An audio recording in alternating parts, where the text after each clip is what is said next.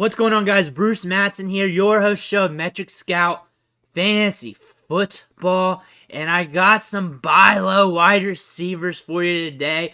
As you all know, I like to scrub the spreadsheets and try to find players who are getting a lot of workload who just haven't been producing.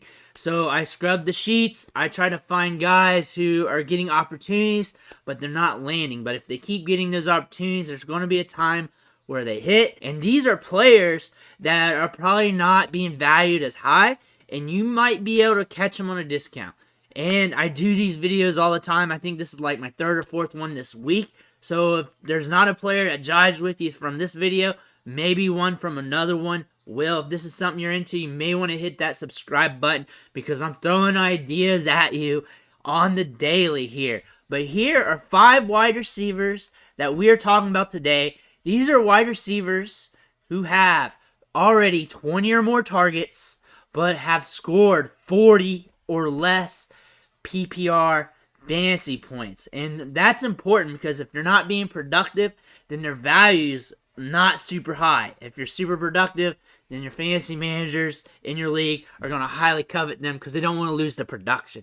Otherwise, if they're not productive, you're more likely to sneak them away from your manager at a discount. We're trying to get these players on the cheap. We're not trying to offload our studs. So here are 5 wide receivers we're looking at. But our first wide receiver we're going to be talking about today is Elijah Moore. Currently, the wide receiver 59 in fantasy, 25.3 PPR fantasy points on 22 targets, which is a good amount for just 3 games. 13.5% target share. That's not super sexy. I wish that was a little bit higher. 292 air yards and a 23.4% share of his team's passing air yards, which is solid. The thing I like about him, the thing that wants me to invest a little bit in him is the fact that Zach Wilson is coming back, and he liked to target Elijah Moore a lot last year. Elijah Moore was a promising wide receiver prospect going into his second year this year due to how much he was getting targeted, due to the upside. A lot of people were singing his praises this offseason, this draft season for fantasy. So this could be his time to shine. Also, we're getting a lot of play with the running backs. Garrett Wilson is an alpha, looks good, but Moore could see a bump in production. Due to him just being a wide receiver 59, you might be able to get him so cheap that it doesn't matter if he doesn't increase. Like, the trade may be like nothing to you, especially in redraft. In Dynasty, you might be able to catch him at a slight discount, but a lot of people are holding strong with him. But in redraft, you might be able to catch him on the cheap, depending on your league size and who you're playing with. If you're in a basic home league or work league, you might be able to catch Elijah Moore. Your next guy we're talking about is Brandon Cooks. Talked about him a lot on this channel. He's kind of coveted due to him just being consistent throughout his career. But right now, wide receiver 51, 28.8 PPR fantasy points. But the workload's there. 29 targets in 3 games. Almost 10 targets a game right now. 27.9% target share. That's elite. 30% is the elite number. 27 is very close to it. And he's really at 28%. 271 air yards. Very solid. 34.3% of his team's passing air yards, which is also huge. He's getting the workload. He's getting a good share of the workload. It's going to hit in some of these games with Brandon Cooks. With him only scoring 28 fantasy points already this year on the lower end, you might be able to catch him at a discount. Another wide receiver you may want to shell some stock into is Josh Palmer. Wide receiver 43 right now. 32 PPR fantasy points. Might be harder to get since he's part of this Chargers offense. But still, 21 targets. Hits that threshold. 17.4% target share, which is a good percent considering we got Keenan Allen there, who has been injured, and Williams, and a lot of other people catching balls out of the backfield like Eckler. So 17.4% is good in this offense, and it's a high-powered offense, so that elevates the total amount. 125 air yards, and he's got a 15.5% share of the air yards, which isn't too sexy, but we're chasing the volume. We're chasing the potential game scripts with them being the AFC West. And he's wide receiver 43 right now. There's some ambiguity due to injuries with this team. So you could catch Palmer at a discount because he's not considered the prized wide receiver in this offense, and really depends on what league you're in and who you're working with. The next guy we're going to look at, a former stud, a good guy that I liked in a lot of my dynasty leagues, who is not performing to spec right now, and that's DK Metcalf. Currently wide receiver 42, so not far behind Palmer even. 33.5 PPR fantasy points, 25 targets on the season. That's good. That's a good number, a 25% target share. 25% target share is really what you're shooting for your wide receivers, so I like that. 230 air yards, that's a solid number. What we're getting, about 80 air yards a game or whatever.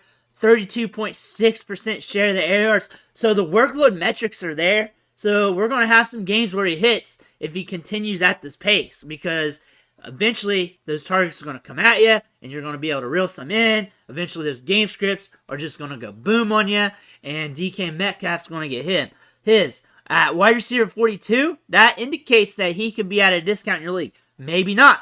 Maybe not. Maybe nobody wants to trade him. Maybe nobody wants to offload him. Or someone wants to, and they just want to move on. Maybe you can trade somebody you don't like, a lesser wide receiver or whatever, and get DK Metcalf, and you can sneak him away. But right now, wide receiver 42, you might be able to get, maybe on the worst end, wide receiver 30 production, wide receiver 25 or something like that. He has upside top 10, and he could just float around wide receiver 3, wide receiver 2, but if you're getting him at a price tag around wide receiver 4 numbers, that's a good deal. It really depends on what goes on in your league. Each league's different. Home leagues, basic leagues, work leagues, those trades you're going to get. Stout leagues with a lot of veteran players, you're not going to catch DK Metcalf out of value. That's my thoughts. If you can swing it in a work league, go ahead. In leagues where you're playing with a bunch of degenerates like me off Twitter or whatever, you're not going to catch them on a discount. So think of that. Think of who you're playing with when you're looking at these trades and you're approaching these managers. The last guy I'm talking about, Russell Gage. Wide receiver 37, 35.8 fantasy points. He is the most productive wide receiver on the list. Look at the names here, and Russell Gage is the most productive wide receiver on this list right now in terms of PPR fantasy points. 21 targets, 21% target share, 76 air yards. So the numbers are all right. Right now he's dealing with a hamstring issue, so we even got a dented can here. This is important because there's a lot of volume in this offense. The other wide receivers are getting nicked up, suspended, a lot of ambiguity with the team. He's cheap, no one highly covets him, and he's a guy you can toss some stones at. Am I in love with him? I've never been in love with Russell Gage. I don't think he's a premier talent or anything like that, but I like cheap. I like cheap players. I like cheap players who can give you production, who can give you spike weeks. Usually those cheap players expect volatility. That's just name of the game. If they were consistent, they wouldn't be cheap. So expect volatility out of all these guys.